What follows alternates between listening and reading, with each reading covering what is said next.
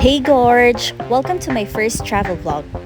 In this video, I'm gonna share my Gorge finds from accommodation, tours, food, and even your travel must-haves. But before I start, please subscribe to my channel and hit the bell button. Our flight was at 8 a.m. so we arrived at the airport around 6 a.m. Unfortunately, our flight was delayed so we just had our breakfast at the airport while waiting.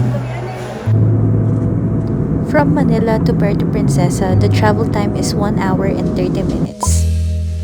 And from Puerto Princesa, we had to travel for another 5 to 6 hours going to El Nido. And by the way, there will be only one stopover, so make sure to manage your liquid intake.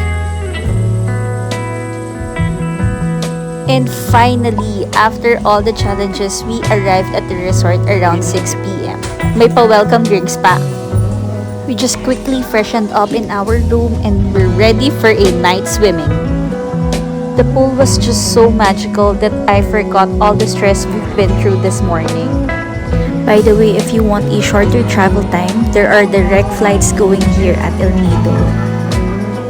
We were supposed to go to the town for dinner but we decided to try the restaurant here at the resort. And dinner is served, we tried their tapsilog, which includes fruits and drinks. Of course, after eating, nag-swimming ako agad. In fairness, the pool is warm and we were the only guests swimming at that time. We arrived on a weekday also, so baka konti lang talaga yung guest.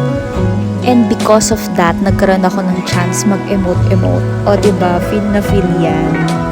I'm just so happy that we were able to go on a vacation, and this is my dream to be a travel vlogger someday. And aside from that, we really need this break from the reality of the adult world.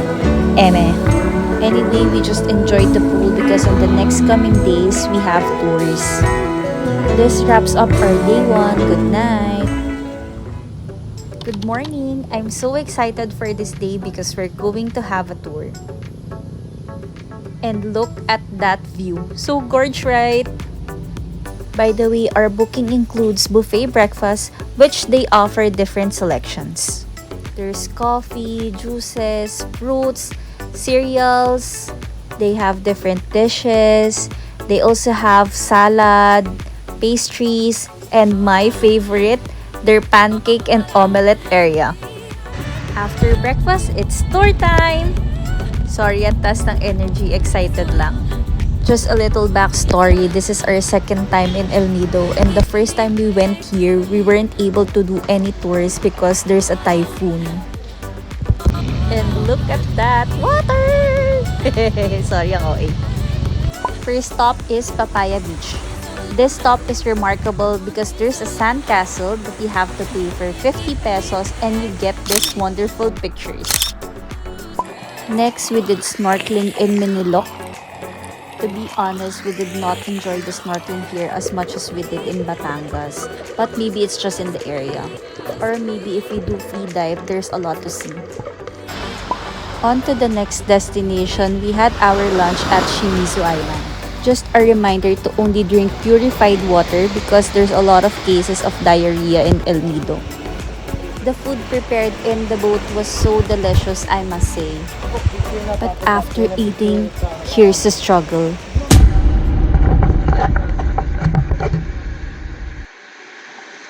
Ayan yung secret. Ilan na naman na namin. Hindi ko naman napapasok. Sorry for my corny joke, but kidding aside, Kuya was explaining that there's a secret lagoon on the side of the island. Wala, pag nabiyak ulo ko But there's a challenge because it's high tide and the waves are getting stronger. Stand a little taller. Wali na naman ang joke ko. And as you can see, the water is deep and we were thinking kung tama pa ba yung choices namin in life. Because other tourists are already backing out. And you can see here the struggle because I'm not moving and malayo pa yung pupuntahan namin. It's there pa. But I'm not giving up, so let's go.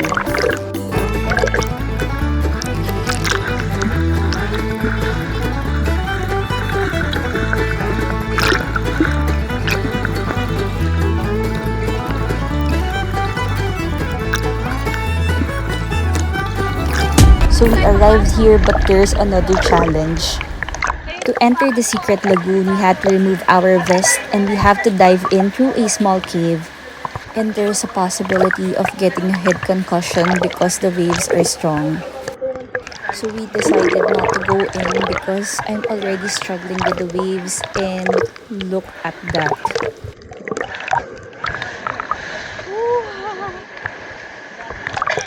We don't want to risk our lives here, and we believe that there are more to see pa naman.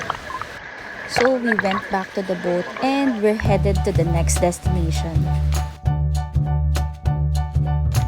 We are here at the Big Lagoon, where you have to rent a kayak for 300 pesos for 2 people or 350 pesos for 3 people. Renting a kayak is essential for fully experiencing and exploring the lagoon. If you don't want to go kayaking by yourself, you can ask the tour guides for assistance. But given that kayaking is quite challenging, it's customary to offer them a tip. Because the Big Lagoon is big, char. But kidding aside, Big Lagoon has a long, narrow stretch of water surrounded by limestone cliffs. And of course, as a strong independent woman, I also have to try the kayaking. But I don't think I'm moving to the right direction. So I have to give back the paddle because we might not get back to the boat on time. See? Where are you going, girl? Okay, tama na yan. Ama ka na, napatunayan mo na sarili mo. Pasa mo na yan.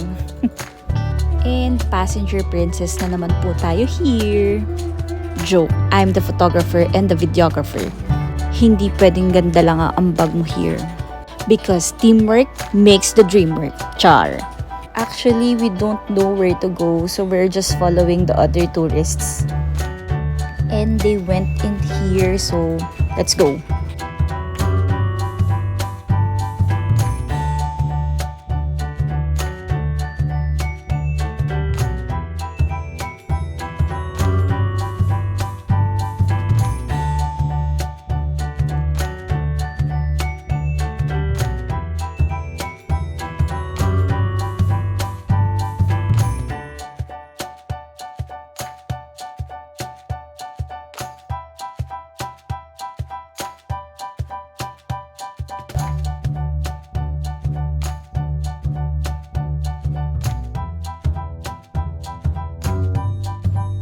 And that's the end of the cave. Just a reminder to be cautious and be careful not to tip over, especially if you might be out of sight of your tour guides.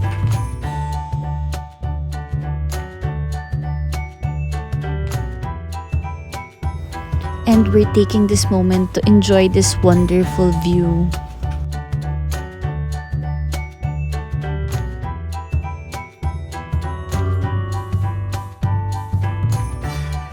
So we're going back to the place where we belong, char.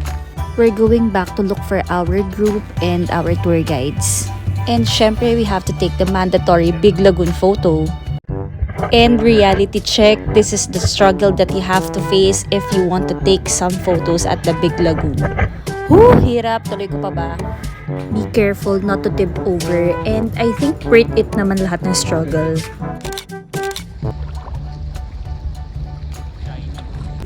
After the tour, we went back to the resort for sunset viewing. Nag-order lang kami ng drinks and fries. After the sunset, we decided to go to Las Cabanas Beach or Manila Beach because it's just 10 to 15 minutes away from our resort. While walking, let me share a few details of our accommodation here at El Nido Bayview Resort. We booked our stay through their Facebook page, and we got to avail their promotion on 4 days, 3 nights for 12,800 pesos each person. But please take note that rates may differ depending on the dates that you will book. The package includes our 3-night stay, round-trip airport transfers, daily breakfast, Tour A and Tour C, environmental fees, and the entrance fee to the lagoon. Airfare is not included, and we book it on our own through Cebu Pacific. And we're here at Manila Beach. Surprisingly, this is an open mall-like area. There's a fast food and some open stalls. And you have to walk through the stores to get into the beach. Walk, walk, walk, and more walk. Let's go! We came here to look for a restaurant for dinner, but we noticed that only limited number of stores are open. By the way, if you plan on traveling to El Nido, make sure to prepare enough money for food as it's quite expensive here. For reference, our dinner last night already cost us 720 pesos for the two of us, and the fries and cocktails we had earlier were around 400 pesos. And finally, we're here!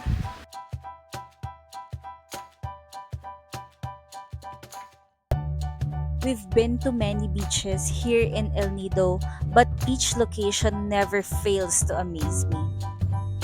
Las Cabanas Beach is a popular destination here in Palawan, and it's also known as the best place to watch sunset. So if you are in the town, you can ride a tricycle going here for only 150 pesos one way. I definitely recommend this place to visit if you are here in El Nido and want a chill and peaceful vibe.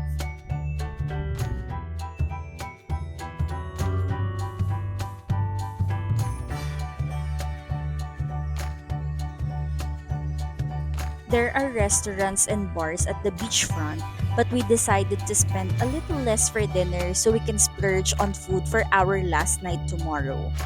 We ended eating in the fast food and we ordered another cocktails at the resort to end our second day. Good morning! What a view to start our day. It's been raining since dawn, but we just came out at the right time to see the wonderful rainbow. The weather is kinda gloomy, but there were no cancellation of tours. So of course, laban! Reality. Our first destination is Helicopter Island. There were a lot of tourists because this might be also their first destination, so we opted to go snorkeling. I bought the snorkeling gear set online for around 650 pesos each, and even the aqua shoes for only 200 pesos each. I'll share the link in my bio. But you can also rent it here for 150 pesos per gear and per shoes. Next destination is Cadlao Lagoon. This is quite similar to Big Lagoon but a smaller version. The camera we are using is Insta360 1RS. But since this is our first time vlogging, we didn't know that the waterproof case we bought will have a line in the video, so we have to buy a better case next time.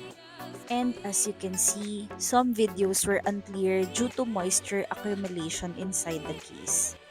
So lesson learned, you really have to invest on high quality products. And of course, new lagoon, new photo op. Syempre, a special shout out to this awesome person for being incredibly patient and supportive of my vlogging journey. Kita nyo naman, ang dami kong arte, mga 99.9% charing. Kahit walang araw yan, naka-shades, o diba? And the follow-up continues. Papakit pa. Alam mo, diba?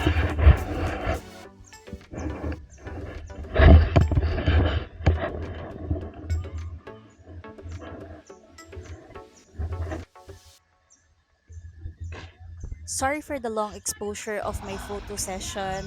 By the way, this is a video at the end of the lagoon. Next stop is in Tapiutan. We were supposed to go in Talisay Beach, but the tour guides decided to bring us here because they are expecting that there are a lot of tourists there at that time. And I think they made the right decision because we are the only group in this wonderful beach. So, we took the chance to walk in this beautiful white sand and feel the serenity in this beach. Ang arte, diba?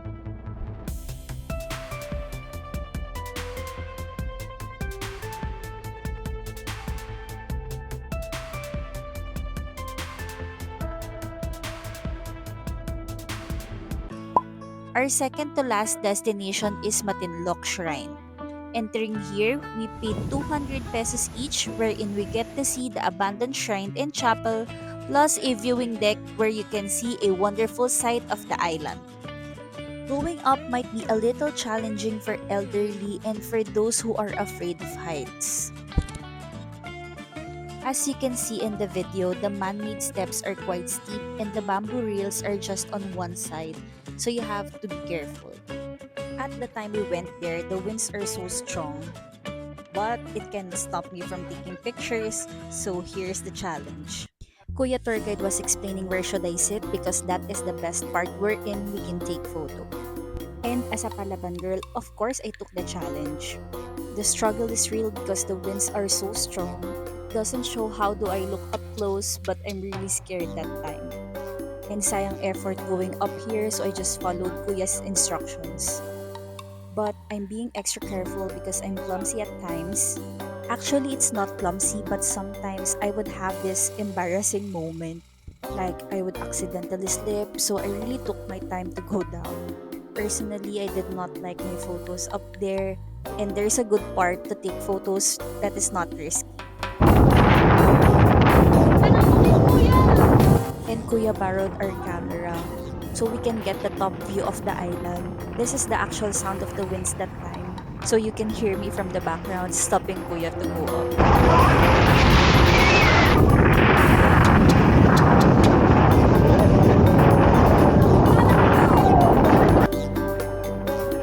Fortunately, everyone is safe and Kuya is such a pro.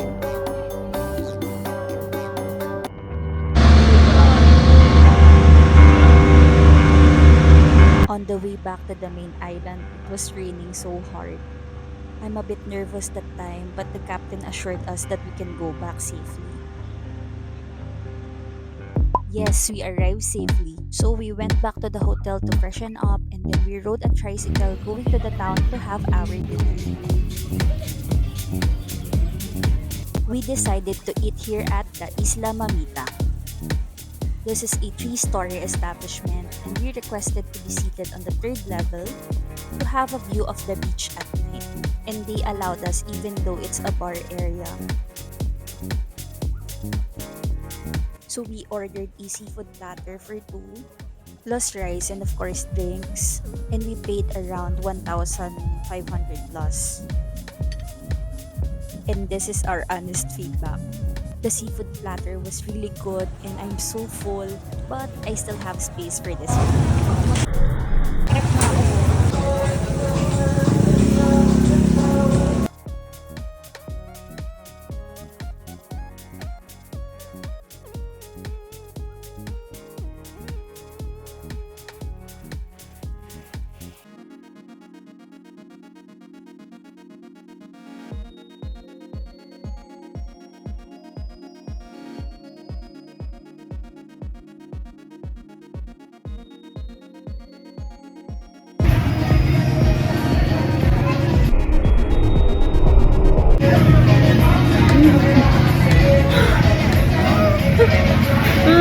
After dinner, we went back to the resort right away because it might rain again.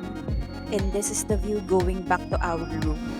It's a bit dark and scary though, but I think the construction is still in progress. So that wraps up our 3rd night. Good night!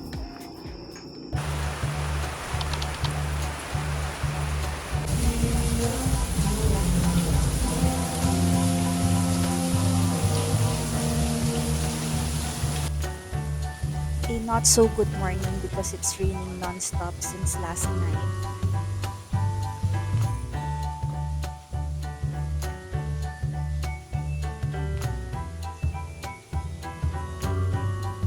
So we just enjoyed our breakfast. And every day I would request for pancakes because their pancakes are so yummy. So this is just to show you the view going to our room during the day. So as you can see, there is still construction ongoing because I think they are still developing the resort.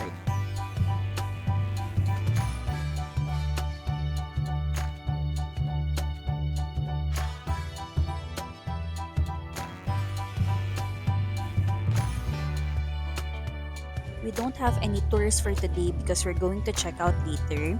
So we just enjoyed the pool even though it's raining.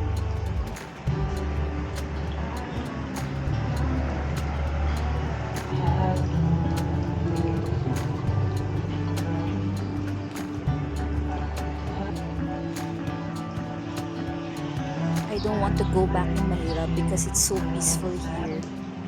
But we have to go back to reality.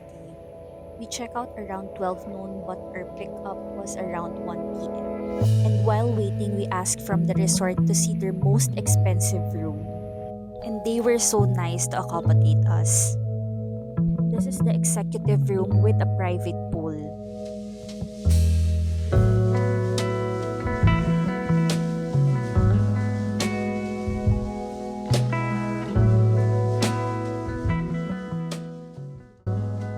We really enjoyed our stay here at El Nido Bayview Resort, and I definitely recommend this place.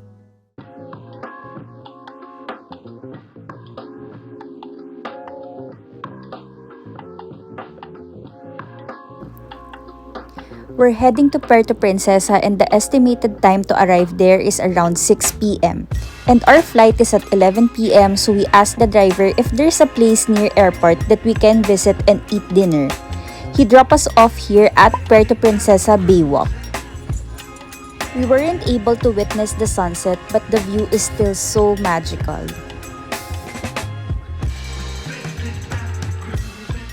For dinner, we tried here at Kusina sa Baybay. We ordered their boodle fight set for 2 to 3 persons, which includes mixed seafood, grilled chicken but we changed it to pork tiempo, then rice, soup and juice, and we paid around 700 plus pesos, which is almost half of what we paid in El Nido. But the sauce is not for my liking because it's sweet and the crabs and shrimps are small. Around 8 p.m., we rode a tricycle to the airport and paid around 150 pesos.